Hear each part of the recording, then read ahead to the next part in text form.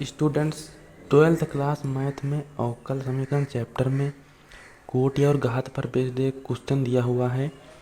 कोटि और घात पर आधारित क्वेश्चन बोर्ड परीक्षा में हर वर्ष आते हैं और 1 नंबर या 2 नंबर के क्वेश्चन हर साल बोर्ड परीक्षा में पूछता है। या तो बहुविकल्पी क्वेश्चन में पूछ लेता है या फिर अति लघु उत्तरीय क्वेश्चन में पूछ लेता है। हर साल क्वेश्चन आते हैं। तो देखते हैं, एक क्वेश्चन दिया हुआ है, निम्नलिखित अवकल समीकरण की कोटि तथा घात बताइए। अवकल समीकरण दी हुई है d² बराबर के 1 प्लस dy/dx का होल स्क्वायर, और इस पूरे की पावर दी हुई है 3/2। 1 प्लस dy/dx स्क्वायर की होल पावर 3/2। इस अवकल समीकरण की हमें कोटि और घात बतानी है। तो हम क्या करते हैं, दिए गए अवकल समीकरण में दोनों ओर वर्ग करने पर हमें ये जो नीचे का 2 है ये हटाना है। तो हम क्या करेंगे, दोनों तरफ इधर और इधर दोनों तरफ वर्ग कर देंगे।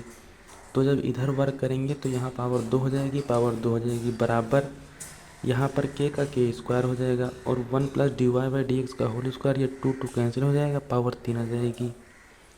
तो नीचे लिखेंगे, दिए गए अवकल समीकरण में उच्चतम कोटि अवकलज ये dy/dx है और ये d²y/dx² है। तो उच्चतम कोटि अवकलज ये है। यदि ये ना होता तब फिर ये होता, और यदि यहाँ पर 3 होती तो वो 3 वाला उच्चतम हो जाता। तो जो उच्चतम कोटि अवकलज होता है ये 2 है, ये 2 है, तो ये उच्चतम कोटि का है। तो इसकी जो कोटि होगी अवकल समीकरण की वो 2 होगी। इस पूरे अवकल समीकरण की कोटि 2 होगी। दिए गए अवकल समीकरण में उच्चतम अवकलज d²y/dx² है, अतः इसकी कोटि 2 है। तो इस अवकल समीकरण की कोटि 2 हो जाएगी।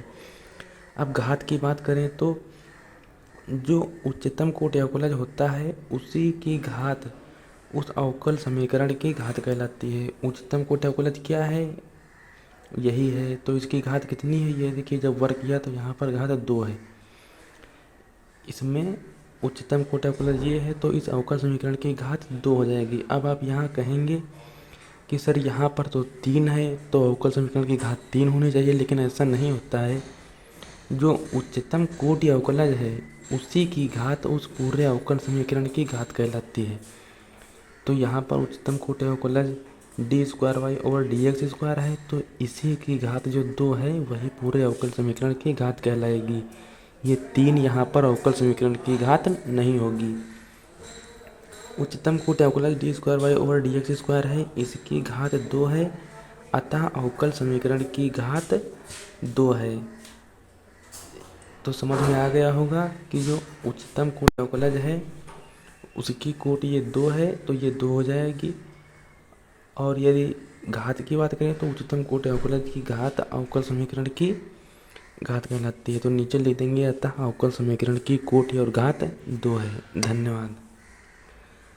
स्टूडेंट्स, कक्षा 9, 10, 11, 12 सभी क्लासेस में मैथ में एक एक क्वेश्चन चुन कर हमारे चैनल पर सॉल्व कराया जा रहा है। आप सभी क्वेश्चंस हमारे चैनल पर बिल्कुल फ्री में देख सकते हैं। धन्यवाद।